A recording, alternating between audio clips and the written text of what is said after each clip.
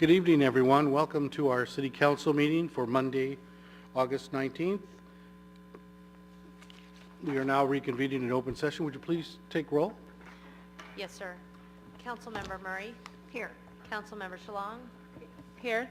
Councilmember Gastineau? Here. Mayor Pro Tem Holly? Here. And Mayor Inia. Here. Thank you. Please stand, and Councilmember Gastineau will lead us in the pledge. I pledge allegiance to the flag of the United States of America and to the republic for which it stands, one nation, under God, indivisible, with liberty and justice for all. Thank you. We've just returned out of closed session, and Mr. Black, do we have anything to report? Mayor, no actions were taken in closed session. Okay, and we will be going back into closed session after our meeting this evening. On the consent calendar, we have 4 items. Approval of the regular minutes for August 5th, warrant claims for August 6th through the 19th, bi-weekly payroll reports for July 27th, August 10th, or August 16th, and to consider and approve a contract with the North Coast Small Business Resource Center approved by the State of California Housing and Community Development, and authorize the city manager to execute the contract. Is there any motion for the consent calendar? Move to approve. I'll second that. I had a quick question. Sure. The strategic plan for this North Coast Small Business Development Center, are they going to present that to us? Yes, the plan is to, second meeting in September, bring back to the city council kind of where we've been, where we're at, where we're going with CDBG. And at that time, I've asked the SBDC to come in and present that plan to the council. Great, thank you. Any other members have a question? Any public comment on our consent calendar? And Mayor, just a Yes. note on the agenda that date on there should be... Oh, it should be April 1st, 2013. Thank you. That's the contract as April 1st, 2013. All right, would you pull the vote, please? Yes, sir. Councilmember Gastineau? Yes. Councilmember Shalong? Yes. Councilmember Murray? Yes. Mayor Pro Tem Holly? Yes. And Mayor Inia. Yes, thank you. Report and presentations this evening, we have none. Under communications, this is the public comment period, and any member of the audience is invited to address the City Council on any matter that's within the jurisdiction of the City of Crescent City. Comments of public interest or on matters appearing on the agenda are accepted. Note, however, that the Council is not able to undertake extended discussion or act on non-agendized items. Such items can be referred to staff for appropriate action, which may include placement on a future agenda, and any comments that are not at the microphone or out of order will not be part of the public record. After receiving recognition from the mayor, please state your name and whether you're a city or county resident for the record. Public comment is limited to 3 minutes. Is there any public comment at this time? Public comment. Yes.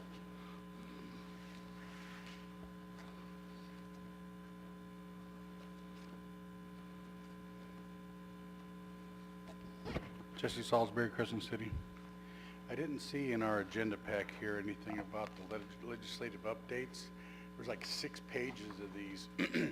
There's no way that we could possibly even touch base on these in 3 minutes, but I'll give it a shot. Senate Bill 56, local government finance, it says vehicle license fee adjustments. I'd like to know if that's going to up our rates. Senate Bill 33, infrastructure financing districts, voter approval repeal. I'd like that clarified. I don't know if you're trying to repeal what the voters approved or not.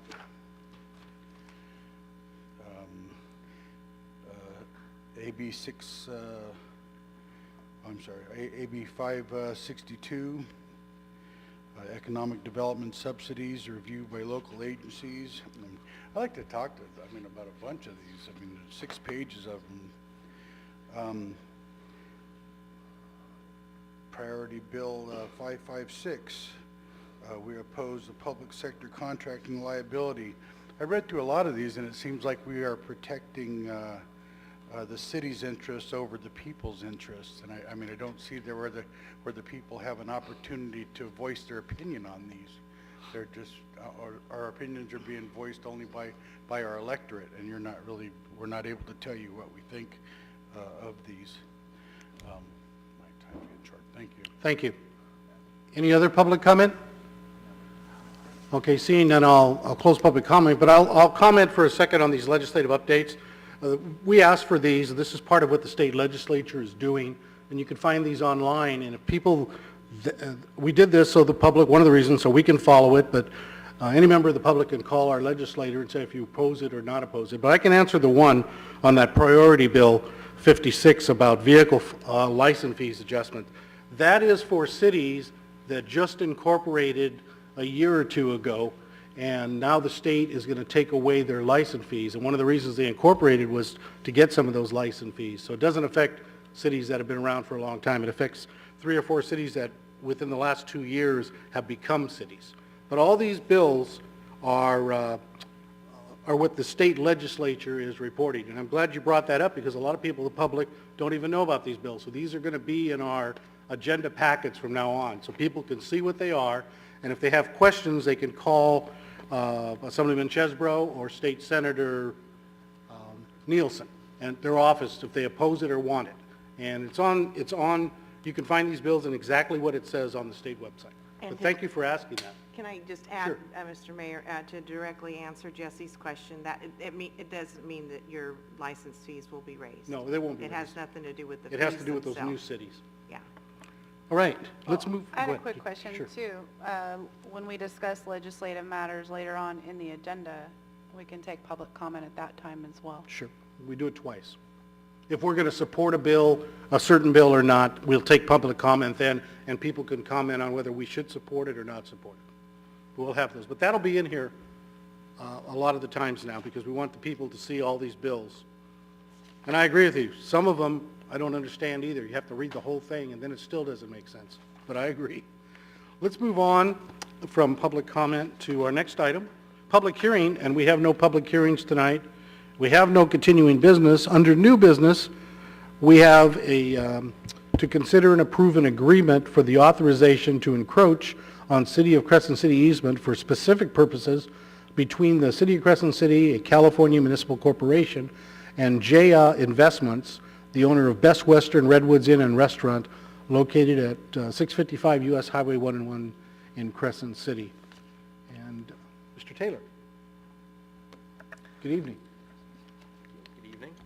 So as you indicated that the applicant is requesting permission to actually develop some parking within city-owned right-of-ways or easements.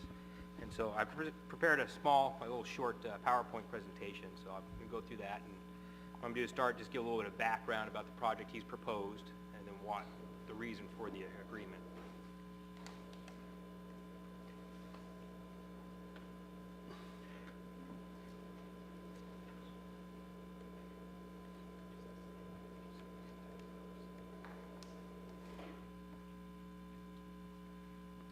Again, the applicants are the owners of the at 655 Highway 101 South, which is the Northwoods Inn and Northwoods Restaurant. So a few months ago, they came forward to the Planning Commission with a proposal. They'd like to expand the motel or the hotel and expand the existing restaurant. And so with that, in order for the expansion, also comes the parking requirements, which have expanded. So I'm going to run through, I just want to give a brief little presentation that we kind of presented this to the Planning Commission, and then I'll run through all some of the numbers. Again, this is kind of the old Northwoods Inn. Some of you may or may not remember it. That's neat. This kind of gives you a good idea of some of the improvements that have been made over the past few years. There's the office, and they recently did some improvements to the office last year in that area. They added a little business center down there and took out some rooms. And the restaurant, so there's been quite a few improvements, and go into what they're going to propose here. So here's kind of what I just kind of term the central buildings, kind of that main structure you pull into onto the grounds there.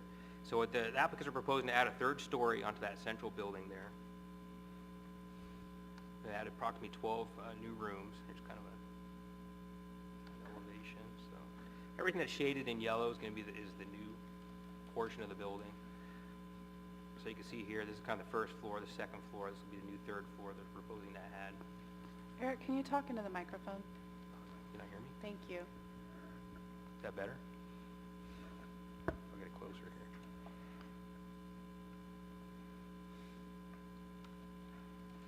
Again, that's kind of the east side of the building. It's just their elevation. They're adding a new stairway on there, also 2 entrance ramps and an elevator for access. The restaurant, so at the existing Northwoods Inn, they're proposing to add a second story onto the restaurant. So we'll add quite a bit of new square footage, for mostly for seating area for patrons, and there'll be some office space up there as well. It's kind of the proposed expansion. You know, the second floor, we'll add this second bit here to the tower. And they'll also be adding an elevator as well, accommodate ADA access to the second story. Kind of the back view, or the south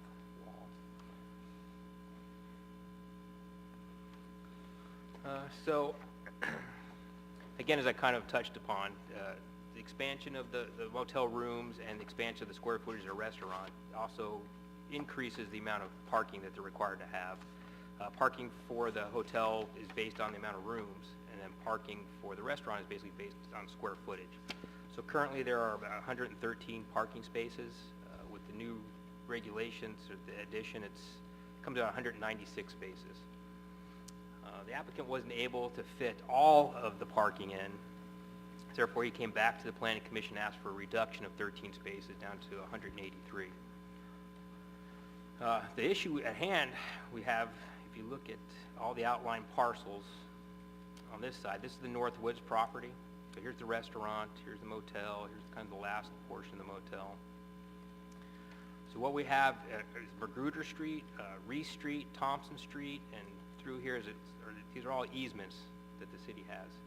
These are all part of this Walton Dock subdivision that was put in way back when. And I've attached the map here. I think it was dated 1915. So in order to get the required amount of parking in, the applicant is requesting that he be able to develop within the right-of-ways here. I should say the easement. So here's the proposed parking plan. You can see here's the restaurant. Here's that kind of central area that they're going to expand. There's the shaded portions are the expansions. So you can see all the proposed parking. This is kind of already in, but all this will be new parking all throughout here. New parking added to the back of the property. That's that little utility easement. And then there's also some existing parking coming through Magruder here. I went back through the files. I was not able to find an agreement that may have already been in place to allow the existing parking. The applicant wasn't aware of one either, so it's kind of cleaning up what's already been done, plus allowing them to add the required parking that they need. And this kind of, that Reese Street portion, has got, took a couple photographs. This is looking back towards Highway 101. So you can see it's already paved area. This would be back behind the restaurant. This is just looking the opposite direction, headed east. You can kind of see some of it's already been paved and utilized, but he'd be having to develop through here for more parking. It's just assessor parcels map. This kind of shows you, the paper streets. So here's the subject property, Highway 101. So here's the Reese Street that goes through Magruder Street and Thompson Street. And this is just kind of an unnamed utility easement that was coming through the back portion. I attached this was a copy of actually that map from 1915, the Walton Dock subdivision. So you can actually see on here where it says 2nd Street. That's currently Highway 101. That used to be 2nd Street. And here's Thompson Street. Here's Reese Street, and then this actually right here. This is the back part of the property. This is the front of the property there. So we'll be talking this portion here through here, and then there's that little utility easement through the backside. And when we looked at, city attorney had pulled this map. When he looked at, there's some language up here that says basically they deeded the easement for public use. So as long as it's being developed for public use, we can have development within those easements.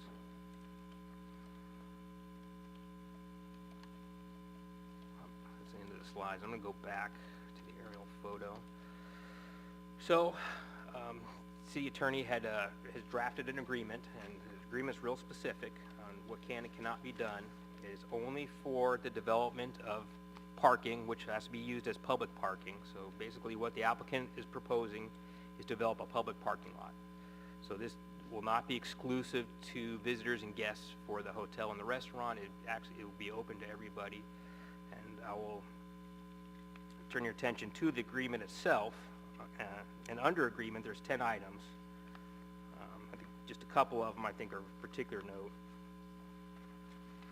One is time of performance. This agreement's good for 3 years. If this parking lot has not been developed within 3 years, this basically becomes nullified. The public use requirement, which is number 3, and that's kind of the big one here. We're also requesting that the parking areas be posted with signage indicating that's for public use. He's not allowed to put up any signage stating that this is only for hotel guests. So it actually has to kind of entice people to come in, let them know that that's for public parking. Duty to maintain, it's wholly the applicant's responsibility to develop the parking and to maintain the parking. And there's real specific language in here about how it needs to be maintained. And the last I just kind of highlighted was the 7, indemnification.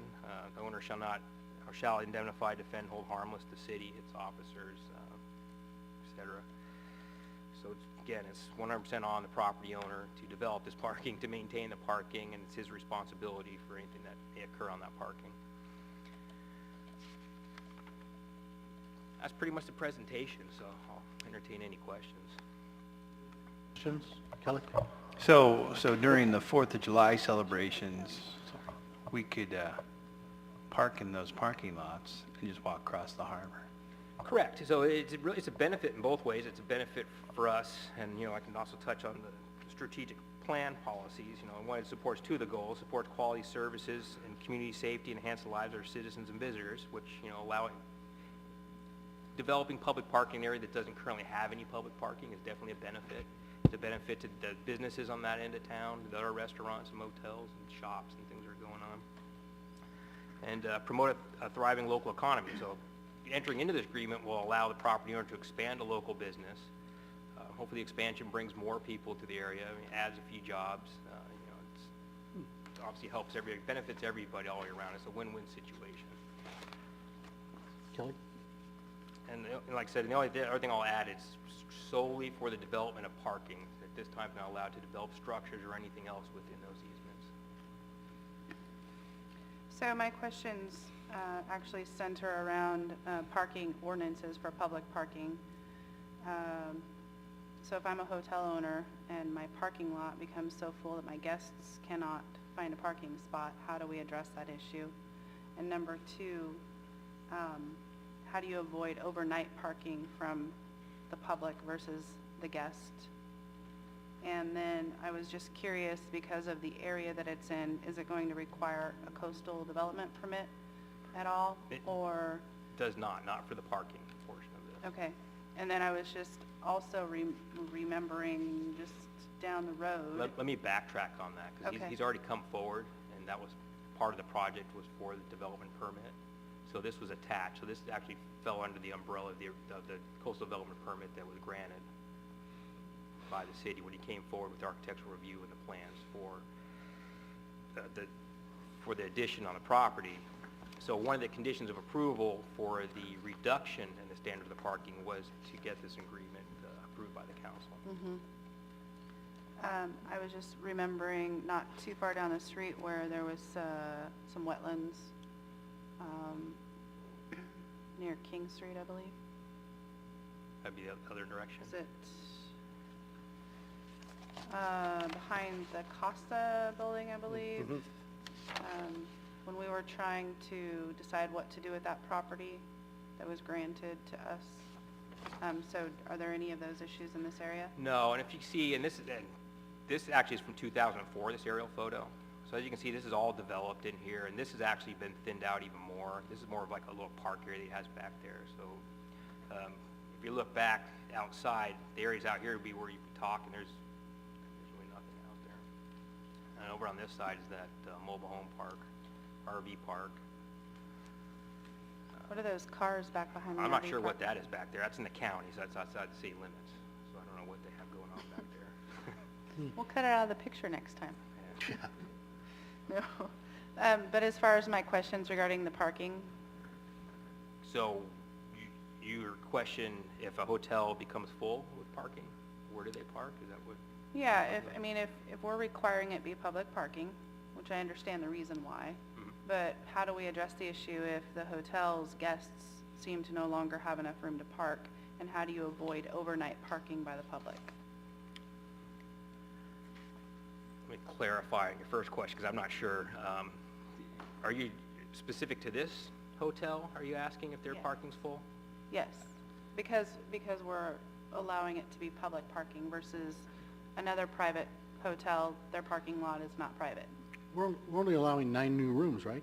I'm sorry. 9 new rooms? It becomes, yeah, basically, 'cause they took out a few rooms, or adding 12, so it really becomes about 9 total. The And addition. that parking spaces, how many are those spaces going to hold?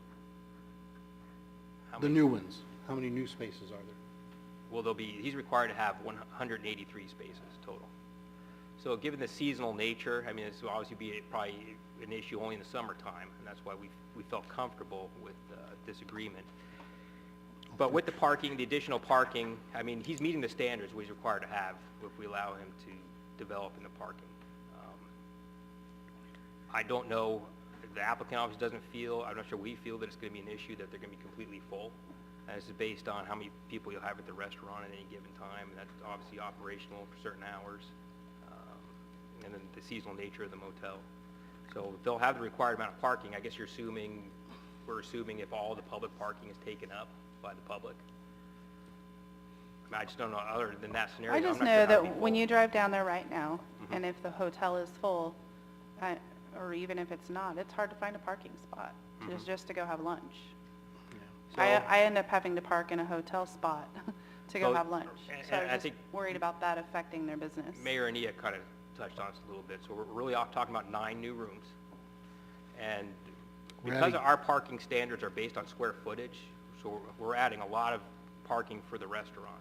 So really, we're looking at adding additional 70 parking spaces, 70? 70. Okay, So it's, I mean, there's going to be ample parking. okay. I don't foresee there being Yeah, a problem. that should be plenty. We just want to make sure that, the hotel owner knows what he's getting into by having public parking in the back, and if he's relying on those to be part of his business plan. Well, and I can't say for certain what may happen, but I know if you look to the north, kind of Jason where Casa was there, that was an old right-of-way, and they were actually able to purchase that property at some point. So I don't know if that may be something in the future where if the city determines that they don't need this for public purposes anymore, because we don't own the underlying ground. That's owned by Hambros. So all we have right to is the easement to go across for public development. So is Hambro a part of this agreement? They are not, because we have this deeded easement going through the property that allows us the right to develop. So does our ordinance for public parking take care of overnight parking? At this time, we haven't put any restrictions. Right now, we don't allow overnight parking, we don't allow overnight stays at camping or in the parks.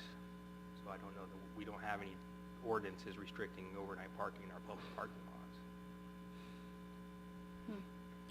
That's interesting. I have to say I appreciate number 3 of the agreement on page 2, where it talks about the owner needing to post signs to alert the public that public parking is available.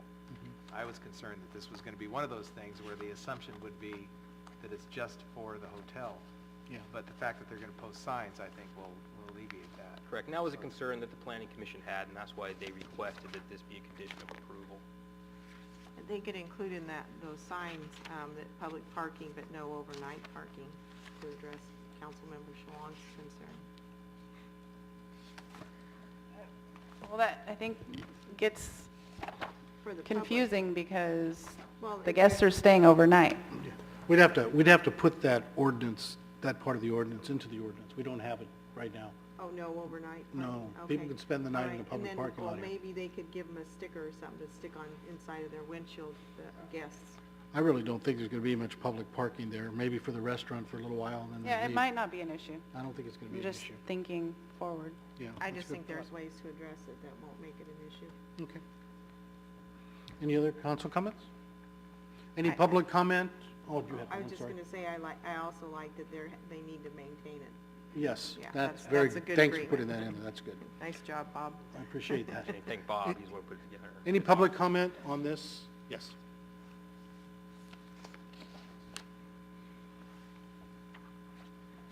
Jesse Salisbury, Crescent City. By looking at the agenda, agenda even down at the city, the picture looked like looked like a Xerox of a Xerox of a Xerox. Couldn't see anything. I'm not really sure where the parking is supposed to be on there. Could you point with your, It's Sure, be- I'll point to it for you here. And I can actually scroll back. We can It's the go squares. back and forth here. could you just show me on the picture here? Sure. So basically the parking will come through Reese Street here, down through here, and then it'll kind of dog legs this direction and comes back here. So part of this is on his property and then a little bit in this little utility easement here. And then through Magruder Street, you can already see it's actually already been installed here. So when we put in the parking / public parking, it's really gonna be out of the way. I mean, people are gonna have to go way out of their way and through his business to get to that parking. Mhm. So I mean, it's almost out of reach, but like we just discussed though, this will be a little redrawn here, and that's why I'll. It's not really out of reach. It's Yeah, not that- so it's if not most that people are using a far. restaurant, they'll be, these parking spaces will all be available here. now will you have to like have a parking differentiation? Like you'll say that these parking spaces way back here in the back are public? They're all public. All the new ones are Or public. you're gonna now all of a sudden make them all public? They're all No, public. anything that's within the easement will be considered public parking. So you will have to designate an area that's public. And Correct. that's- That'll be this- everything. This is kind of segueing into what Mr. Gastineau was talking about, the 4th of July. If there's a sign on the highway that says, public parking, they're gonna fill that up. And then how are you gonna differentiate between the public parking and the people that are trying to stay at the motel? I think there's just like, that's a lot more parking for 9 spaces. I mean, nine units, 70 spaces, that's great. I'm just wondering how they're gonna work out the specifics of it. Since it's in the city, what are we gonna do about the tree ordinance? Are we just counting the trees that are on the other property as part of the tree ordinance? Or are we gonna go with the tree for every 3 spaces, like the tree ordinance? I'm not sure if are you referring to the monument tree ordinance, or are you talking about landscaping? They're two different things. Because our tree ordinance specifically names Monterey cypress. Our tree ordinance states that if you have a parking lot, that you have to have like a tree for every 3 or 4 spaces. I'm not sure what the number is. Yeah, that's in the landscaping plan. That came before the planning commission. So is there gonna be? So that's some not really, that's a landscaping ordinance. When you make a parking lot, you have to put in trees. Is that, okay, thank you. Does that apply to this parking lot? Yeah, it's part of the landscaping. So there'll plan. be the trees? Correct, that Oh, came- it's part of the landscaping ordinance, okay. Yeah, So it'll be there. All right. The answer is yes, he has to comply with the landscaping Yes. ordinance. Mhm. Okay, any other public comment? If not, I'll bring it back up to the board. For a motion? I'd be willing to move move forward to approve an agreement for authorization to encroach on Crescent City easement for specified purposes between the City of Crescent City, a California Municipal Corporation, and JAYA Investments, the owners of Best Western Northwoods Inn and Restaurant located at 655 US Highway 101 South, Crescent City, California. I'll second. Okay, it's been moved and seconded. Would you pull the vote, please? Yes, sir. Councilmember Gastineau? Yes. Councilmember Shalong? Yes. Councilmember Murray? Yes, Mayor Pro Tem Holly? Yes. And Mayor Enia. Yes. Thank you, Mr. Taylor, for that presentation. All right. That concludes our new business. Now we'll go to city council item, legislative matters. Is there any legislative matters pending before us, Mr. Palazzo? Yeah, there's none pending before you. I did give you an update on where the document the league has sent out on an update of the legislation Okay. mentioned earlier. All right. We'll move on to, Excuse me. oh, I'm sorry. Go Yeah, ahead. a couple of things. We had Sarah Rounds, our legislative analyst representative, I should say, asked us to weigh in on SB 594, and I don't know if anyone studied that bill.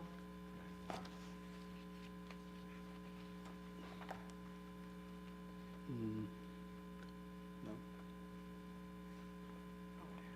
I didn't look at it.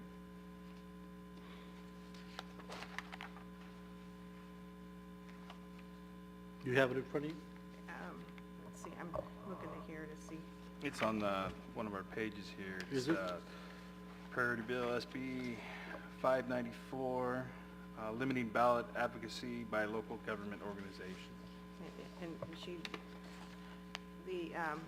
thank you, yeah, it's, that would restrict us from, working for, engaging in any campaign activities. For example, we wouldn't be able to weigh in on any legislative matters, and we probably wouldn't be able to have a legislative committee for the Redwood Empire Division, the California League of Cities, so it kind of restricts. Yeah, the bill's weird. But they're trying to just tie our hands as usual at the state Right, level. yeah, so, if, we have forms that, you know, we kind of boilerplate letters, if the council were so inclined to send a letter of opposition. Okay. Council, read that? You know, Okay. one piece of legislation that I found interesting was AB 683, that having to do with local governments and need additional tools to recover costs associated with nuisances in their communities. Given this council's interest in abating nuisances, it'll be interesting to see how that piece of legislation progresses. Yeah. What I'm asking is if we would be so inclined to send a letter of opposition for the SB 564, I believe. I think with consensus is yes, we would be. Okay, thank you. And then there was an email forwarded from Dr. Duncan regarding Sutter Coast, and has anyone had an opportunity to read that? I wanted to know if the council as a whole would be interested in sending letters to the elected officials and Sutter per Dr. Duncan's request. Yeah, the gist of the letter was that the 25-bed critical care limit or access was actually only 15, and that wasn't disclosed until recently. Actually, that's untrue. You know, other I mean, information? in the, yeah, I have a letter from Sutter. In the committee that I'm sitting upon, they were asked that question, and they said that that was an old version of critical access and not the current standard. Okay, and he also indicated that there's a violation of the bylaws regarding an independent CFO, particularly hired for Sutter Coast as opposed to Sutter Health, because at this time they have a 20% CFO from Sutter Health. And I asked him specifically about if that was the old bylaws where the 1,300 changes were made, or if it was in the new bylaws. And ironically and interestingly, that requirement was put into the new bylaws when the 1,300 changes were made. So, but it doesn't sound like everyone's up to date on that. So, No. anyway. Yeah, I wouldn't feel comfortable I wouldn't either. All right. right now. Thank you. But thank you for bringing that up. Okay, so any other legislative updates? Let's move on to city manager's report and council directions. Mr. Palazzo? Yeah, I have two requests under city manager's report. Mayor, as you know, the city's been directed to review our water rates, and we're doing a water rate analysis with Wildan and Associates. We've been working a lot of hours, in doing some modeling and taking a look at the, setting up, where we're at with rates. The rates for water, haven't been looked at in probably over 10 years at this point. What we would like to do is bring that to the city council at a special meeting on Monday, August 26th, to kind of go over, have Will Dan here, walk through the city council, our methodology and what we've been doing, and talk about our rates. So request a special meeting for August 26th at 6 p.m. Can everyone make that? Okay. Will We'll it do be that. here or at the, You'll be here. It'd be here. Okay. Have it, televised and so the public can, we get on TV and have Okay. the public view it. The second request I'd like to do is to see if there's 2 council members that, could maybe join staff sometime this week to kind of go over, the modeling with Will Dan, what we've been, walking through with them to kind of give a little bit more clarity with the council when we do this presentation on Monday. Kelly, would you like to serve on that? Be wonderful. Sure. Anyone else? Rick? Ron? Rick? You can do it? I'd be willing to do it. Okay. I'll appoint Councilman Salong, Councilmember Salong, and Vice Mayor Holly. Okay. Okay, I'll talk to you Mayor after the Pro Tem meeting Holly. on time. Vice Mayor. Vice President, you're now the Vice President. Right. Okay. Vice President. Okay. Yeah. All right. All right. Anything else? That's all I have tonight. Okay. Reports, concerns, and referrals. Let's start with, pardon? Did you have public comment? Come on up.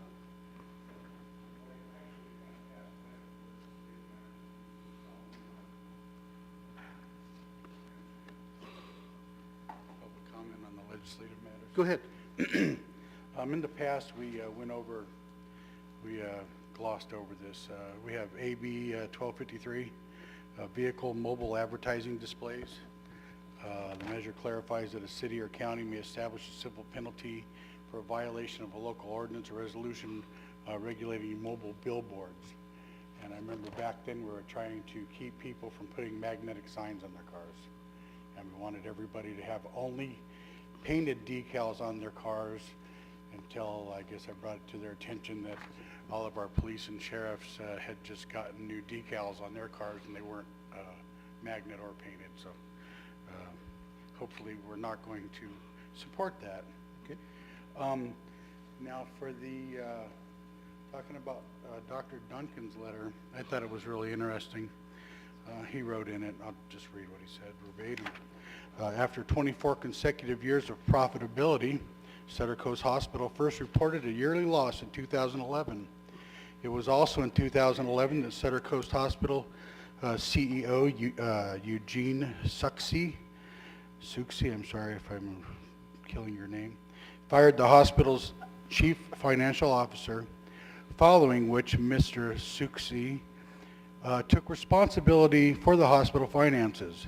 Sutter Coast Hospital bylaws specifically state that the CFO cannot be the same person as the CEO. So they've been operating illegally doing that. And it's awful funny that you'd be profitable until you did something backhanded like that. Thank you. Thank you. All right. Let's come on up.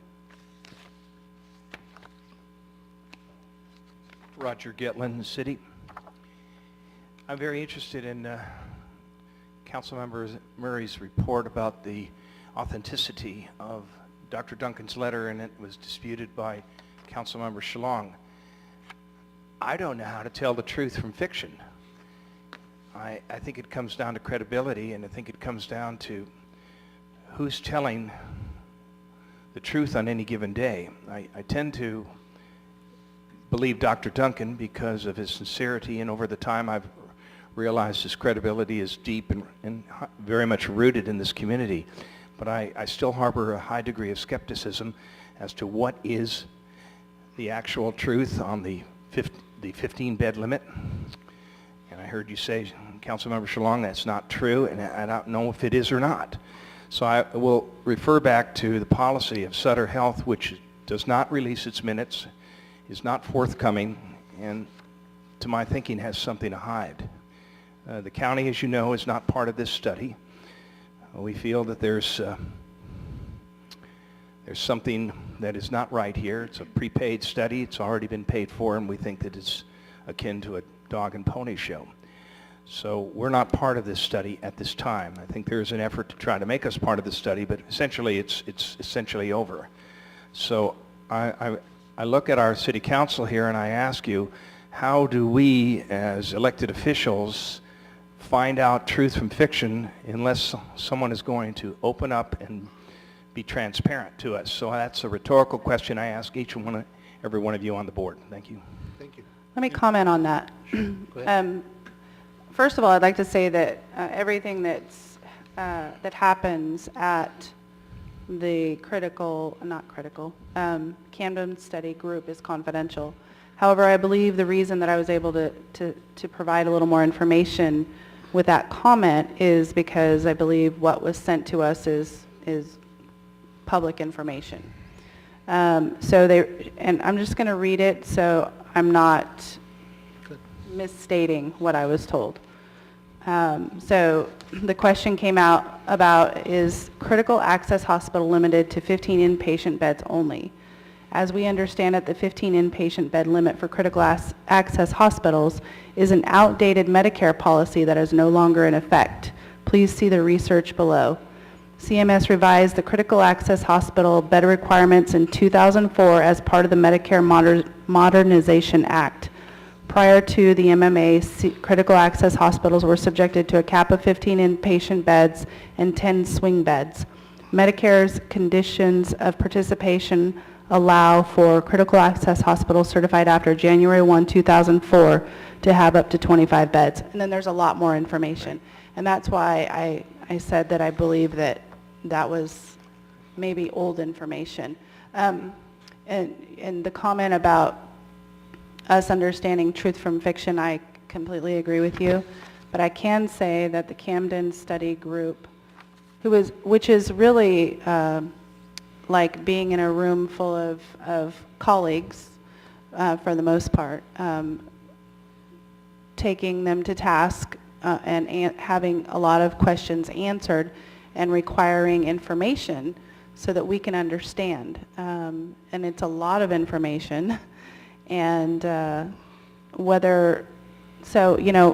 can't really provide any kind of in-depth information because it's confidential this time. But what I'm learning is we're having a lot of input on what kinds of information we want to understand and know about. And all of that information that we are gathering through these meetings is going to be, we're told, put into a public document. Well, Councilmember Shalong, I'll just say to this that we as elected officials, me as a member of the Board of Supervisors, you as a city council member, have a great task because there's a lot at stake here. Mm-hmm.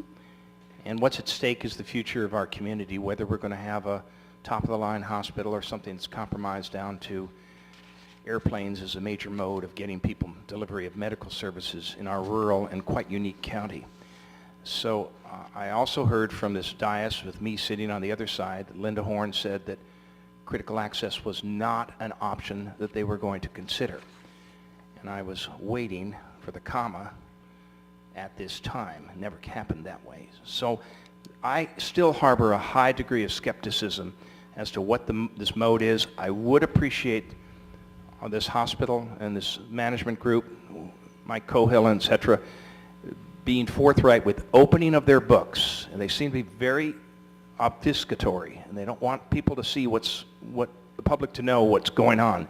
And that does and continues to disturb me. So let's hope we can get it right. There's a lot at stake here. Thank you. Thank you, Mr. Kidner. I don't think that our group is going to have access to their books, but we are having serious discussions in general about all the different options for the hospital's future. So- Whether or not we have any real say at the end, I'm not sure. That's still to be seen, but I'm actually appreciative of having the opportunity to sit with a lot of objective people and some doctors and, business people that really just care about either their patients or the community. So learning a lot. So what was the source of that information regarding the 15 beds? Was it It's the Medicare Act. I can find out if I can Because pass of- that on to you or not. Okay.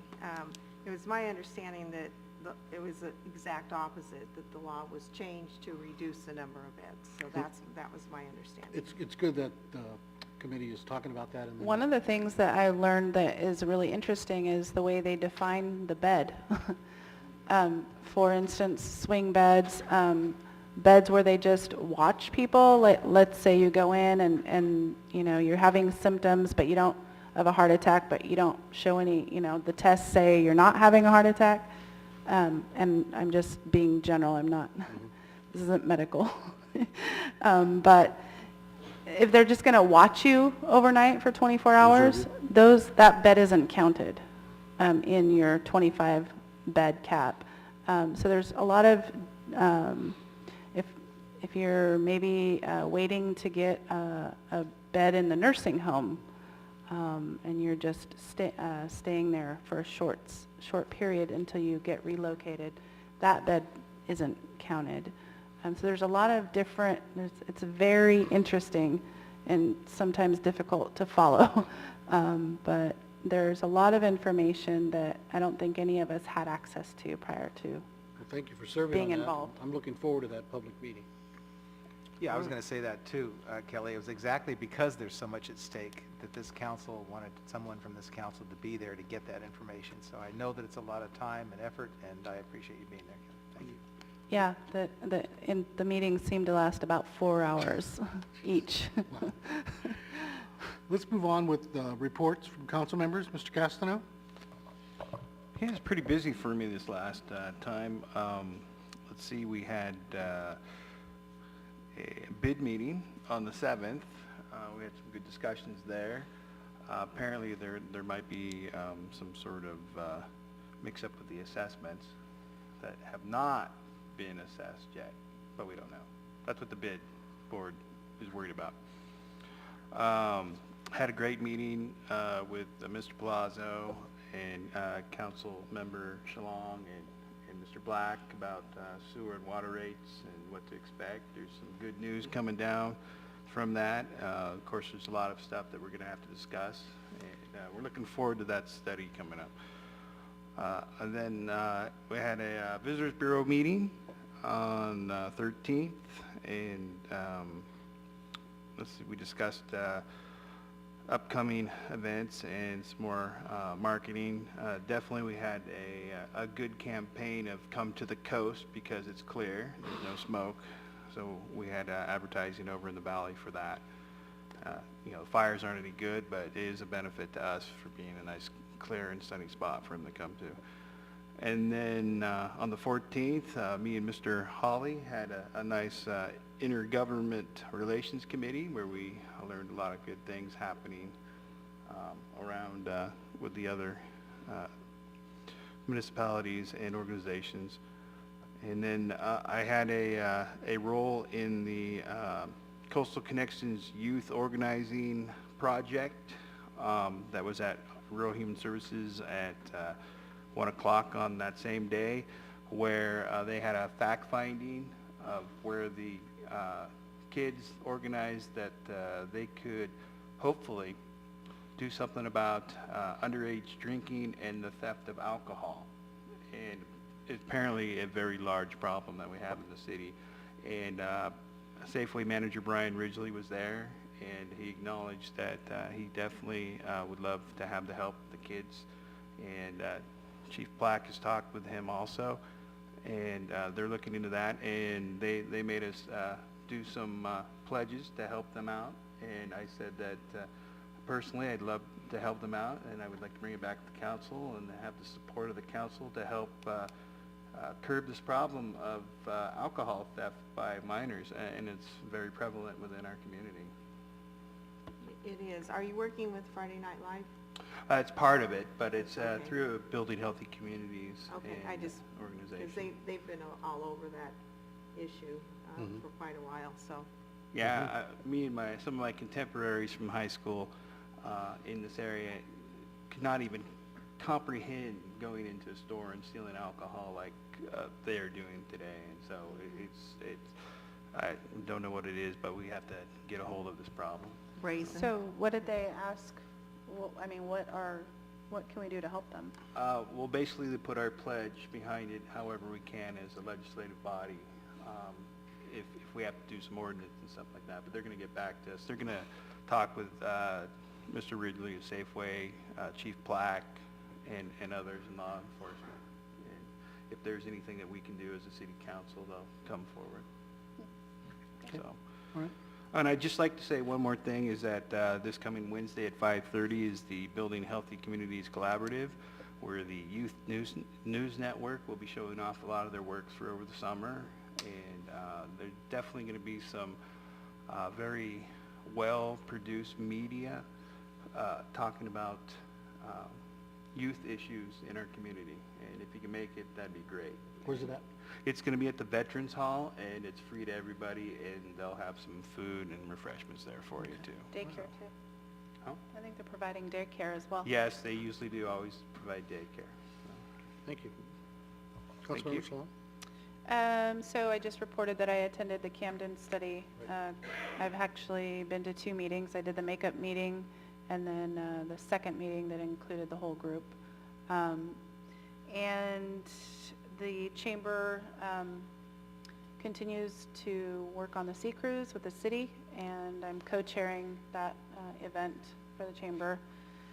So I may be calling on you guys to help out again. Mr. Gastineau already... No scoring. I'm not going to score. No scoring for you? Mr. Gastineau already mentioned that we had a meeting with Mr. Palazzo regarding sewer and water rates, and it looks like I'll be sitting in on a few more meetings so we can learn as much as we can before we move forward on that item. I think that's about it. We have our first Warriors football game this Friday night. It's the blue and gold game. Scrimmage, okay. Yeah, so if you bring a bottle of Gatorade, you get in for free. Watch the kids play their first game. Wow. Yeah. All right. Thank you. Councilmember Murray? Yes, thank you. On the 16th, I attended the iPad training, and I want to thank Fritz for his patience and very, very well put together training. He really helped me a lot because I've never used an iPad, which I'm very excited about being able to use. I know it'll save paper and it'll just be a more efficient process for us. And I found out that we can download presentations like Mr. Taylor did tonight for onto our iPad. There's ones that they've done in the past that, you know, it'd be kind of nice to review again. I guess we could do it online, but with our iPad we can download them there. So that's exciting. And then I know we all received a letter from Stephen Mowles from Citrus Heights, and I just wanted to report out that I contacted him because I knew that the mayor and the mayor pro tem were out of town, and I thought an immediate response would be good. So I know that Mr. Palazzo is going to discuss that also. So, and then on the 13th, I attended the Board of Supervisors meeting, and I just wanted to highlight, today we received an email with, it's called Think Smart newsletter that's sponsored by TUP, and it's, it focuses on smoking on this issue, but I believe in future issues they'll cover other concerns for youth in the community, such as the underage drinking and the theft of alcohol, which is a huge problem. So I just wanted to thank Jeff Wolsfeld for the newsletter and bring it to the public's attention. If you want a copy of it electronically, you could call Health and Human Services and ask for one. Thank you. Thank you. On the iPad issue regarding meeting with Fritz, one of the things that I asked him for, and it might be a good suggestion for everybody, is I asked him to send us the budget, the approved budget, so we always have access to it during our meetings. And they're on there. Thank you. They put the last 3 years. Mayor Pro Tem Hall? Yeah, thank you. I too appreciated the iPads. I think going paperless is going to save us money and make us much more efficient. I'm looking forward to Fritz telling me how I can get baseball scores in one corner of the IP, no, I'm kidding. Uh, Did you not read that thing where we had to sign our life away? signed. I'm like, we can't even listen to music on them.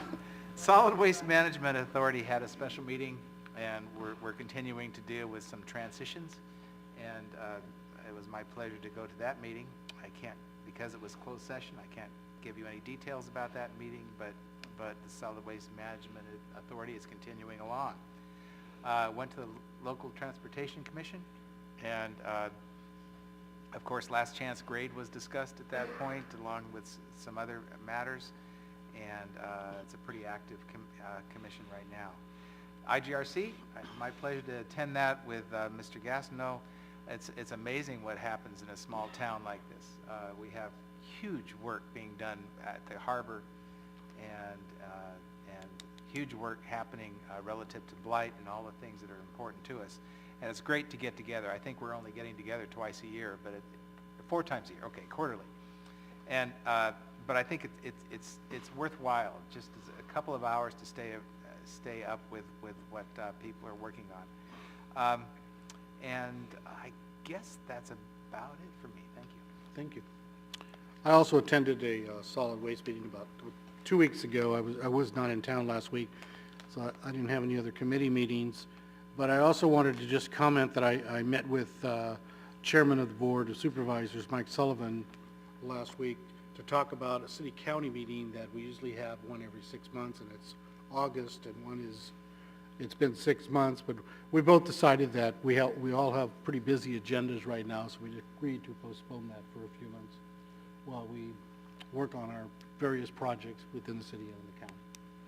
So we're postponing that for a few months, unless council members feel that we need one immediately for the next, okay. All right, so that covers our council meeting for tonight. We're going to adjourn to we're going to go into closed session in a moment, but our next council meeting will be next week. It'll be a special meeting next week, August 26th at 6 p.m. here to talk about our water rates. And so I encourage people to attend that. And so we are adjourned now into closed session.